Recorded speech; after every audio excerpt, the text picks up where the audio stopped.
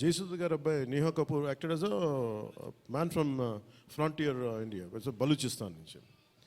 So అలాంటి క్యారెక్టర్స్ని తీసుకుని, ఎందుకంటే నాకు దట్ పర్టికులర్ క్యారెక్టర్ నేను అనుకున్నప్పుడు వాట్ కెన్ బి ఇన్క్లూడెడ్ అనుకున్నప్పుడు, I have included that part is only from taking the inspiration from frontier Gandhi, Khan Abdul Ghaffar ఖాన్ని థాట్లో పెట్టి. ఎందుకంటే సెకండ్ హాఫ్ చాలా ఎలాబరేట్గా ఉండేది కదా, దానికోసం నేను డిజైన్ చేసిన క్యారెక్టర్స్ ఫస్ట్ హాఫ్లో ఉంటే, but later it became part 1 part 2 అయ్యేటప్పటికి ఆ డీటెయిల్స్ లేటర్ సెకండ్ పార్ట్లో వస్తాయని చెప్పేసి దాన్ని ఎక్కువ రివీల్ చేయలేకపోయి ఈ పార్ట్ 1లో. అలాగే పార్ట్ 2 కూడా ఆల్మోస్ట్ ఒక 25 to 30% చేసాం. So that's where it stands. అది తొందరగా కూడా పార్ట్ 2 కూడా జరగాలని మనస్ఫూర్తిగా కోరుకుంటూ, అలాగే అసలు సినిమాని ఎట్లా ముందుకు తీసుకెళ్ళాలి, ఏమి చేద్దాం అంటే, నేను కంప్లీట్గా పొలిటికల్ ప్రాసెస్లో ఉండి నేను సినిమా రిలీజ్లు ఇవన్నీ నాకు నిజంగా తెలియదు, నేను పట్టించుకోవడం మానేశాను, చాలా సంవత్సరాలు అయిపోయింది. ఆ టైంలో రత్నం గారికి అండగా మైత్రి మూవీస్ నవీన్ గారు కానీ, రవి గారు కానీ, అలాగే విశ్వప్రసాద్ గారు కానీ, ఫ్యాక్టరీ మీడియా విశ్వప్రసాద్ గారు ముందుకు వచ్చి వచ్చి సహకరించినందుకు ఈ రిలీజ్కి మనస్ఫూర్తిగా వారికి నా ప్రత్యేక ధన్యవాదాలు తెలుపుకుంటా ఉన్నాను.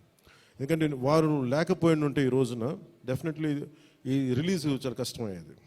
ఇన్స్టెడ్ ఆఫ్ నా బ్యాక్గ్రౌండ్ ఉండి నేను డిప్యూటీ సీఎంగా ఉండి, కానీ సినిమా అనేది సినిమా, ఎందుకంటే ఫైనాన్షియల్ పార్ట్ ఇవన్నీ. బట్ ఫైనల్గా I thank all the financiers for supporting us, for all the whoever is concern regarding the labs కానీ, టెక్నికల్ ఎవరికైతే ఇవ్వాలో వాళ్ళందరికీ కూడా పేరున సహకరించినందుకు మీ అందరికీ నా హృదయపూర్వక ధన్యవాదాలు. My heartful thanks to you all.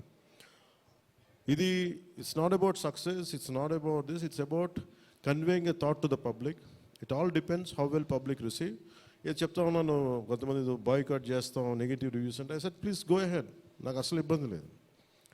ఎందుకంటే నేను రోడ్డు మీదకి వచ్చి నేను ఏమనుకుంటానంటే, చాలాసార్లు నేను సినిమాలు ఆడనివ్వు, నేను రానివ్వు అంటే, ఎక్కడో నెల్లూరులో ఉండి చిన్న వీధుల్లో పెరిగినోడిని, ఇక్కడ దాకా రావడమే గొప్ప. అలాంటిది నా సినిమాని ఆపుతున్నాను, నేను ఎంత స్థాయికి ఎదిగానో మీరు చెప్తున్నారు. నా గురించి నాకు తెలియదు, కానీ మీరు చెప్తున్నారు నా ఎదుగుదల ఎంత.